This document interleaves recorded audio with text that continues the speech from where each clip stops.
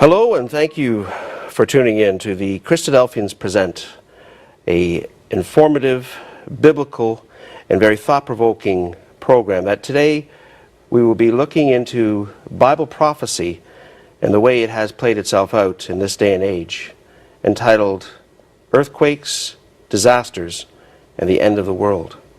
We have a very interesting two-part program, and to introduce that to us is Mr. Martin Webster, a Bible scholar of Bible prophecy as well as current events. Welcome, Martin. Thank you very much, Peter. It's a pleasure to be here. Thank you very much for joining us. Martin, what is it about earthquakes that the Bible is full of reference to and always in alignment with God's divine hand involved? Well, it's a very interesting topic, Peter, because people have always been interested in things that they don't know anything about. There has always been a certain fear of events that are very sudden, very dramatic. For example, if we think about the fact that the human mind is moved by these events, by these phenomena, and we think about August the 6th in 1945, that was a very dramatic event in the world because it was on that day that the world was numbed by the news of the explosion of the first atomic bomb used in warfare in Hiroshima in Japan. And in a matter of seconds, the lives of thousands of people were destroyed. The city of Hiroshima was destroyed. And that event numbed the world, and for several days people were in a state of shock. This fear that we have, naturally speaking, the fear that all of us have of things that are so sudden, is very evident, for example, much more recently. Consider 9/11, the events in New York.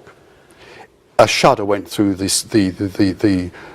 spines of many people in the world, and not only those events that are man-made disasters and events, but there's also this natural fear of things that are natural. For example, solar and lunar eclipses have instilled fear in people for many thousands of years, and even today there's some superstition about total solar eclipses. There's some sense of wonder about these events. And particularly in the Dark Ages, where people had no explanation and always put it down to portents that they had no control over, and there was nothing scientific to back up to assuage them of their fear. That is right. Today we know what a solar eclipse is, and it doesn't bring particular concern.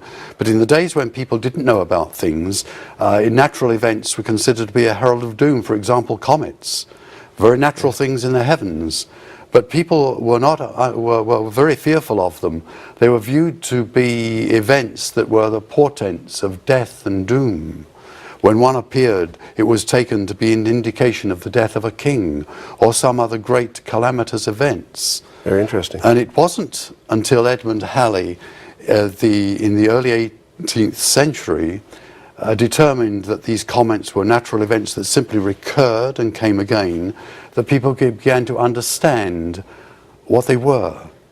And there's always been this fascination for this kind of thing, and concerns about when will the world end, or how will it end. And there's various bases of Bible prophecies that have come to our minds. For example, the fear of the end of the world and the Mayan calendar, of great concern to people. And again, consider this famous French one, Nostradamus, his predictions concerning the end of the world. Consider 1999. He anticipated that the world would end in 1999, the time of Y2K. Well, without dating ourselves, he quite got it wrong. He did indeed. And the the comparison that is really obviously going to leap forward is, how does the Bible, as you'd mentioned, have its prophecies? How does it stand up to some of these other prophecies that have come and gone with the ages? That's an interesting question, Peter, because when we look at, say, the predictions of Nostradamus, there's really quite a vague element to them. For example, he predicted that a mighty dictator would arise in Europe in the last times. Well, one could look at that and say it's Napoleon or Hitler. In contrast to this, in the Bible, what we have are some very specific Bible prophecies that are given to us, and this is a very good example to us based on the 2nd chapter of the book of Daniel, where the emperor of the Roman Empire, of the Babylonian Empire, Nebuchadnezzar, had this dream, and it was a dream of prophecy concerning nations and empires that would occupy the territory of the Middle East, not only in his day, but in subsequent times. And you can see on the screen that we have represented there the 4 empires, from the Babylonian down to the Roman Empire, that actually occupied this particular territory in the earth, and that at a certain point in time there would exist in this territory a mix of nations, some strong, some weak, represented by the iron and clay of the feet. And all this was fulfilled very precisely, as you can see from the dates that are on the screen, as these empires successively came onto the world scene. Well, it says at the bottom on the right that these are the end times, which you could say this scenario has so much in common with one after the other, not only specific eras, but in the exact order. And always it seems to be pointing forward to Israel somehow. That is correct. There is a strong link with these 4 empires, with the territory and the nation of Israel, that all those empires, they occupied the area that Israel occupies today. And when you look at that part of the world, which was occupied by those 4 empires, it's now a mix of nations, some strong, some weak. But what happened in this great vision that the king had was that this organization that is termed the Kingdom of Men came to an end rather dramatically. Yes. A stone came out of a mountainside and crashed into this image on its feet, crushed it into dust that was blown away, and then this stone in itself magnified and grew and grew and grew until it filled the face of the whole earth. And that stone represents Jesus Christ, who will come back, replace the kingdom of men with a kingdom that will never be destroyed, a kingdom of peace, plenty, and prosperity for all the citizens of the world. So it sounds like his second coming will have earth-shattering ramifications. It will have earth-shattering ramifications that are going to be very significant to the era in which we live. But before we get that far in our discussions, Peter, let's think about some of the causes of earthquakes. For example, the earth is made up of a series of very large plates, and they're like pieces of a jigsaw puzzle. Yes. They fit together. And when we look at a map of the world, we see a diagram of these major plates, some of them large and some of them small. And in fact, if you look at the left-hand side of the screen, you'll see that the Persian Peninsula is circled by these fault lines, and the line goes across through the Mediterranean Sea. And that's significant because in the politics of the world today, how often is the Middle East away from the headlines in the paper or on television? It's always really there. isn't. Yes, it's always there. Indeed. And Current events. these plates have a significant position in regard to the events that relate to us today, but more of that a little later on. These plates are always in motion. They're traveling just a few centimeters per year, and they push against each other with enormous force. For example, the distance between Europe and North America will increase by approximately 2 meters over the lifetime of most people, about 80 years. Now that is going to create enormous pressure upon these plates, which will manifest itself in significant events. And the ocean floors are moving, as we say, they're spreading. Yes. And what happens is that in this pushing, the plates, as they push one another against one another, one will slide under the other. And in the sliding under, there will be a physical consequence that will be manifested in an earthquake or a volcano or in some major events like this. Something has to give when the pressure grows. And a lot of these epicenters of some of the most massive earthquakes do start on the ocean's floor, where we don't see its beginnings, but we certainly have seen how it's manifested in themselves. Indeed. And sometimes the manifestation is very significant. So, for example, the earth shuddered in Haiti just before 5 in the afternoon on the 12th of January 2010.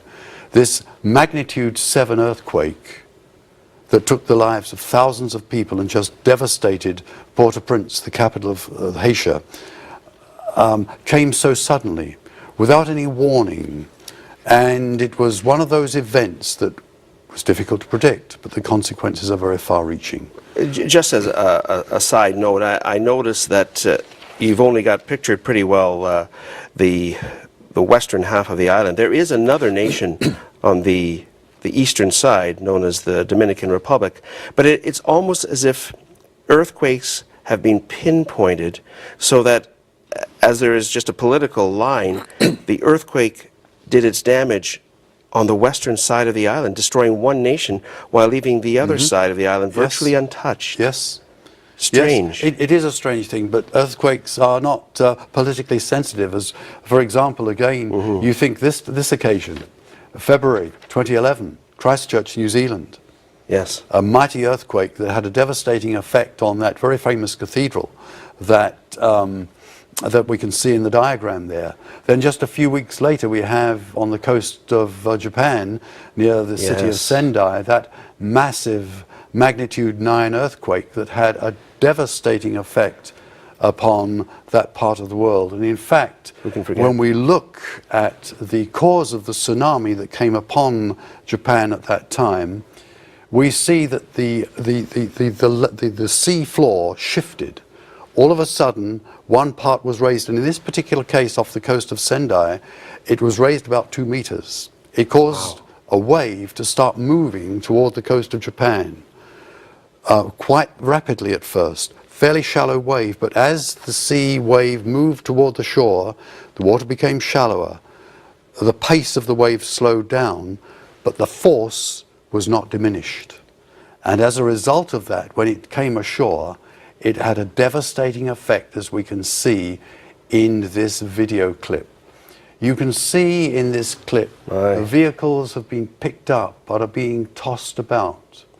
The sea is coming across the sea wall, and it's not fast, it's relentless.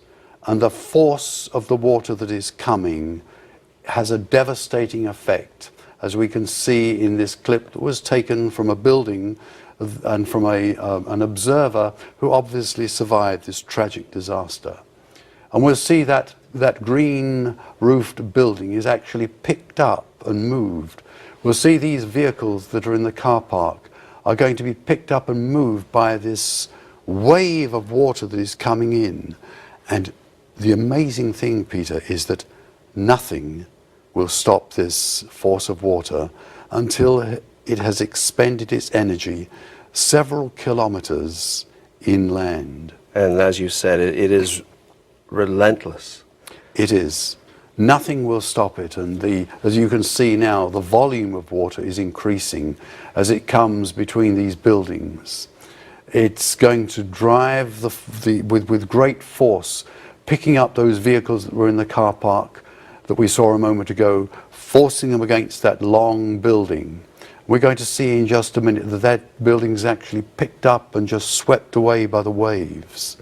We're going to see that other buildings, that green roof building is picked up and just moved toward that concrete building and is smashed against it. Great vehicles like tractor trailers picked up and float about the surface of the water almost like a piece of cork. And there's nothing that can stop it. It reminds you somewhat of the scenario of as it was in the days of Noah, that anything that was not in the ark was swept aside. And obviously, when you see concrete buildings are pretty well the only things that's surviving, that it's an obvious spiritual significance of we need to be on firm ground in a literal and in a symbolic that's sense. Right. And the people who are observing this tsunami are on a very safe, they're in a building that's on a sure foundation, and that's very significant. But look at that house. Look at that building with the green roof. It's being pushed There's against the nothing concrete left. building. The contents are The spilling. contents are being spewed out. The tractor trailer that was there has been forced away.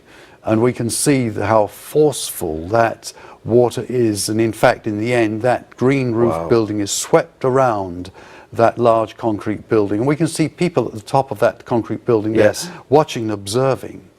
And the water still keeps coming on, and coming on. Nothing is stopping it until, as I say, it has expended its natural energy much later. And we'll see that building there. Just watch it, that long building there that's being swept off its foundations and is being taken away in the torrent. And that picture gives us a sense of what happened in one part of Japan as a result of this mighty earthquake that came. And I think that's sufficient for us to see at this particular point in time, because what we're going to go on is to consider the important principle that we have behind these kinds of events. Can I just ask, Martin, Please I know that only took a few minutes of the quake, but how many people actually died during that tsunami? It was nearly 16,000 people, Peter. And you think about that, in a matter of minutes. In a matter of minutes. The lives of those people were taken. And once they no were chance. swept up in that, there was nothing they could do to stop it. But there's an important principle behind these events. You see, the elements of nature are in the hands of God, and he uses them to develop his purpose with the earth. So, for example, when God speaks to Job, he asks him the question, have you entered the storehouses of the snow? Have you seen the storehouses of the hail, which I have reserved for the time of trouble, for the day of battle and of war? And there are historical events when wars have changed their course because of the outpouring of rain and hail. And another important principle to appreciate is the psalmist says in this poetry taken from Psalm 147, when he's speaking poetically, praise the Lord from the earth, you great creatures, and all deeps of fire and hail, snow and mist, stormy wind fulfilling his word. And we look at biblical history and we find that in relation to the nation of Israel, those descendants of Abraham, Isaac and Jacob, they migrated to Egypt where they grew into a great nation. And after many years of persecution, Moses led the nation out of Egypt through the Red Sea, through that great corridor through the Red Sea. And it was a stormy wind that created the path through that sea that enabled them to escape the slavery. And we find that the earthquakes in the Bible are quite frequent. So a little later in Israel's history, for example, when they got to the land of promise, the first city they came to was the city of Jericho. But before that time, they came to Mount Sinai, where they received their laws, where they received their system of government. And at that place, after due preparation, they witnessed the power of God was manifest to them. And it was done with a spectacular manifestation of God's power in events such as is described here, that Moses brought the people of Israel out of the camp to meet God, and they took their stand at the foot of the mountain. Now Mount Sinai was wrapped in smoke because of the Lord that had descended on it in fire, and the smoke of it went up like the smoke of a kiln, and the whole mountain trembled greatly. And the people saw the thunder and the flashes of lightning and the sound of the trumpet and the mountain smoking, and the people were afraid and trembled, and they stood afar off. Why? Because the people were absolutely terrified. This is the same awesome power of God on display, but as of yet he has not brought out any destruction. That is right. Nothing happened to these people. And the purpose of this is significant, because the power of God was manifested in these natural phenomena so that people would come to deeply revere God and his power and his authority. And to see the glory of God was a humbling event for these people, to the effect that they would worship God and acknowledge his greatness. And we read of another event in Isaiah chapter 2, that the purpose of God was going to be challenged by his people, by the Jews living in the land of Israel at that time in their idolatry. And he says to them, he warns the people that God would manifest his power and shake the earth, and the result would be that the pride of mankind would be reduced to great humility, their arrogance. And you think of modern times, you think of this great event that took place in 1912, when it was thought technology would solve all the problems of the world, and this vessel, the Titanic, was deemed to be unsinkable. In fact, one crew member said to a passenger, "God himself cannot sink this boat." It was an act of very defiance. Within a few days, the pride of man was at the bottom of the sea, and it shocked the world when this actually took place. And so it was when the children of Israel came to Jericho. They surrounded the city. The walls fell at exactly the precise moment that was prescribed when the trumpets were blown, and the city was taken. But there's an important principle here. The principle is that not everybody in that city perished. Not everybody's city in that perished, because what happened was that, as we've got here, in Jericho, some were saved. And this was an important point, because there was one family there that was spared, because they were allowed and they were permitted to live because they humbled themselves before Almighty God. So it seems that even with, you could say, the not just natural phenomena, but supernatural phenomena, because it would seem almost impossible that if these mighty walls that even archaeology has proven to have fallen in backwards, were all destroyed, that there must have been one portion of that wall that was still intact. That is correct. And the family of that woman Rahab was spared. Why? Because she acknowledged the greatness and the power of God. But we have other events in Old Testament and biblical history. In relation to Mount Sinai, the prophet Elijah went there in great despair, and God said to him, "Go and stand on the mount before the Lord." And behold, the Lord passed by, and great strong wind tore the mountain and broke in pieces the rocks before the Lord. And after the wind there was an earthquake, and after the earthquake there was a fire, and after the fire there was a low whisper, and Elijah heard it, and he wrapped his face in his cloak and went out and stood at the entrance of the cave. And the effect of that for Elijah was that he was humbled, and that he recognized in his own smallness in the sight of God, and that God was still working and proceeding in his plan, even though Elijah himself did not realize it. So he had just been shown these fantastic examples of God's power, but God was really trying to communicate on a level that was gentle and compelling. That is correct. And we read in New Testament times, for example, the time when Christ died, the centurion was at the cross. And when he saw those events, when he saw the earthquake that was there, when he saw it took place, he said, "Truly, this was the Son of God."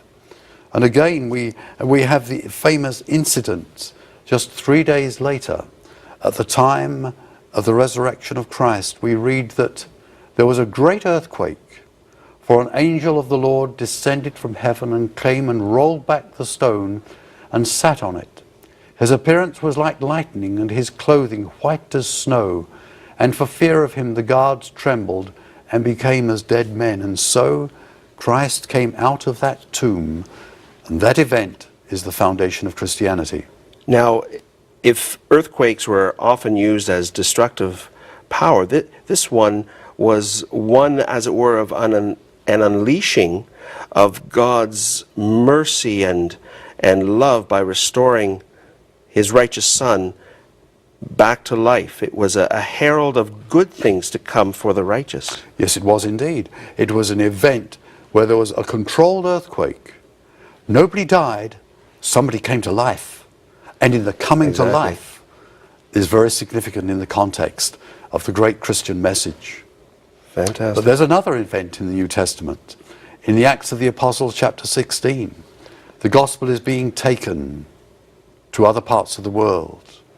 And those who proclaimed it were to suffer the consequence of their preaching. They were beaten. They were imprisoned. But these two great men, Paul and Silas, they were praying at midnight, singing hymns and praying. And the prisoners heard them. And suddenly there was this earthquake, a great earthquake that's described, so that the foundations of the prison were shaken, and immediately all the doors of the prison were opened, and everyone's bands were loosed. In fact, the jailer, the keeper of the prison, was about to take his own life because he thought the prisoners would all have escaped and gone, and his life would have been forfeit. But that was not the case. Paul said, "Don't worry, we're all here." The keeper came in, and he acknowledged the power of that earthquake and the significance of it. And he asked, "What must I do to be saved?" And he was given the great answer that he must believe, which is what he did. And he was saved as a result of the preaching of the gospel and this great earthquake that manifested itself in such a controlled manner. Fantastic. Martin, thank you so much for a very informative and a fascinating subject that still impacts upon us today. We've looked at earthquakes, disasters, and the end of the world. Today, on our first part of this program, we encourage you to call the numbers that you've seen at the bottom of the screen, attempt to get a hold of us through our website, and stay in tune for the second part of earthquakes, disasters, and the end of the world. Thank you for calling. Thank you for listening. We'll see you soon again. God bless your study of His Word.